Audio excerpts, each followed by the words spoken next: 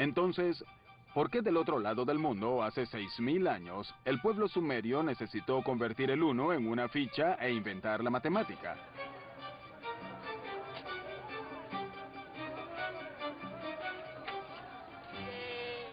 ¿En qué se distinguía la vida del Medio Oriente? Es decir, ¿por qué la gente de aquí estaba tan dispuesta hacia las matemáticas?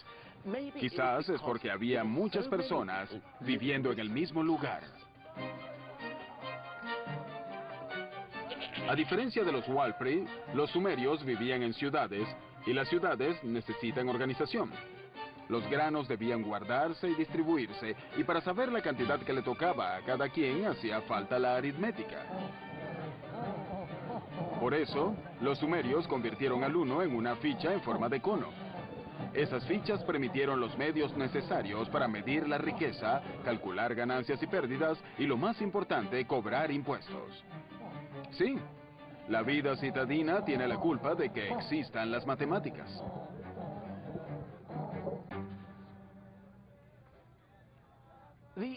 La habilidad para la aritmética no era lo único que los sumerios necesitaban para sus programas cívicos. También necesitaban mantener un registro permanente de sus cálculos. Pero espere, la palabra escrita aún no se ha inventado. Los números parecen ser los primeros escritos del mundo.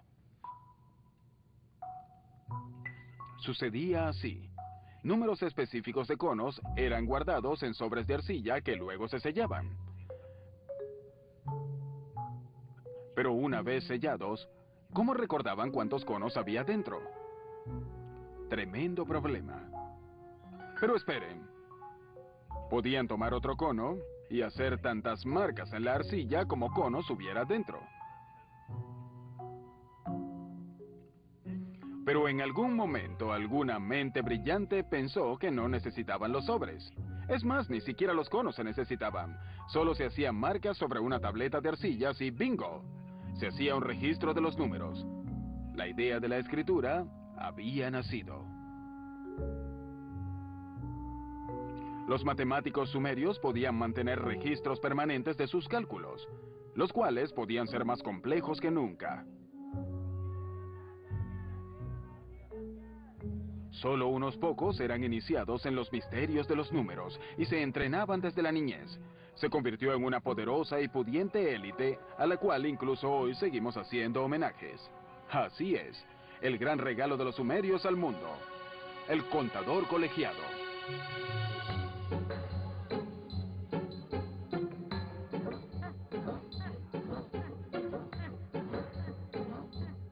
El 1 era tan disciplinado y organizado como nunca antes.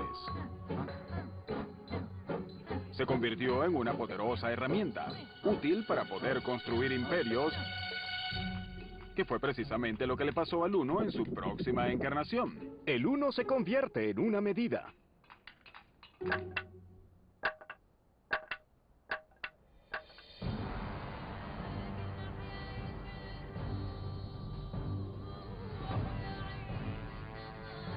Egipto, año 3000 a.C. En las manos de los sumerios, el 1 era parte de un complejo sistema de contabilidad. Los egipcios iban a ampliar el talento del 1 aún más. Aparte de caminar lentamente, no sonreír ni pararse en formación, los egipcios adoraban las cosas grandes. Las grandes construcciones, las grandes estatuas, los grandes ejércitos. También lograron dar con algunos números enormes. La forma de anotarlos nos ofrece un fascinante vistazo de la jerarquía de la sociedad egipcia. Primero anotaban los números del pesado trabajo diario. El 1 era una línea plana y sin adornos. El 10 era una cuerda. Y el 100, una cuerda enrollada. Solo eran números del trabajo diario. Pero luego venían los números para los aristócratas, los números para impresionar. Para anotar 100 dibujaban un loto, símbolo de placer. Para 1000, un dedo amenazador. Y luego, los números para el faraón. Un número con el que los sumerios jamás soñaron. 1.000.000. Un número que el faraón necesitaría solo para contar sus prisioneros.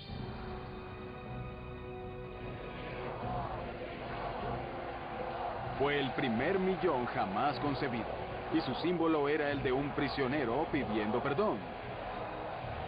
O quizás el del contador pidiendo que no le pusieran a contar prisioneros.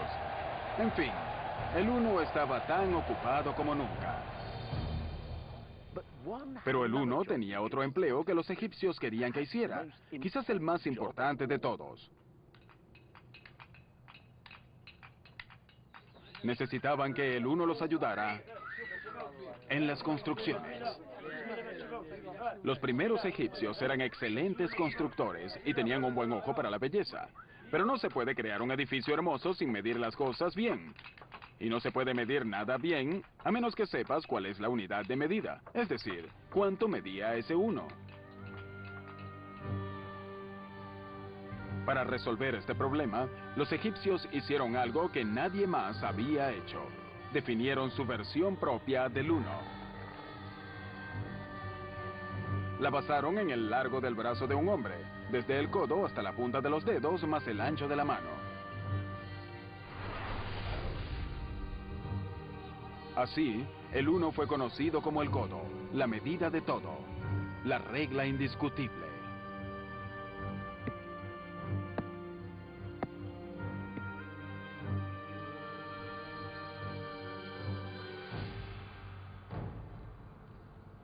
Estos unos oficiales, los codos maestros, eran tan importantes que se guardaban con celo en los templos. Luego, los copiaron y los distribuyeron a lo largo de todo el imperio de forma tan rigurosa que en cualquier proyecto de construcción se supiera cuánto medía el uno. Con esta sencilla unidad de medida, los egipcios pudieron cumplir sus vastos proyectos de construcción con una exactitud asombrosa. Sin la aparición del codo, algunas maravillas del mundo hubieran sido, pues, mucho menos maravillosas. ¿Se supone que hiciera eso? Al transformar al uno de una unidad de cuentas a una unidad de medida, los antiguos egipcios no solo abrieron un mundo nuevo a la sastrería y a las alfombras a la medida, sino que convirtieron al uno en la medida de todas las cosas. Uno ya era la regla. Pero su destino sería más especial. El uno se iba a convertir en la esencia del universo.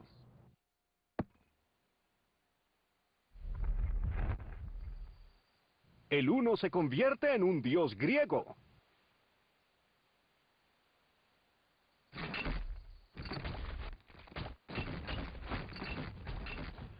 Todo empezó hace unos 2500 años en la antigua Grecia, o la Grecia moderna de ese entonces, gracias a un tipo llamado Pitágoras. Pitágoras. ¿No había una teoría así? El cuadrado de la hipotenusa del ángulo recto de un triángulo es igual a la suma de los cuadrados de los dos lados adyacentes. Así es, el teorema de Pitágoras. Muy aburrido, yo nunca lo entendí. Yo creo que Pitágoras es un sujeto muy interesante. ¿En serio? Tuvo una escuela en la que sus alumnos debían renunciar a sus posesiones materiales, comer solo vegetales y jurar que jamás tocarían los granos. ¿Y por qué eso? Según Pitágoras, parte del alma escapaba con un pedo. Es increíble.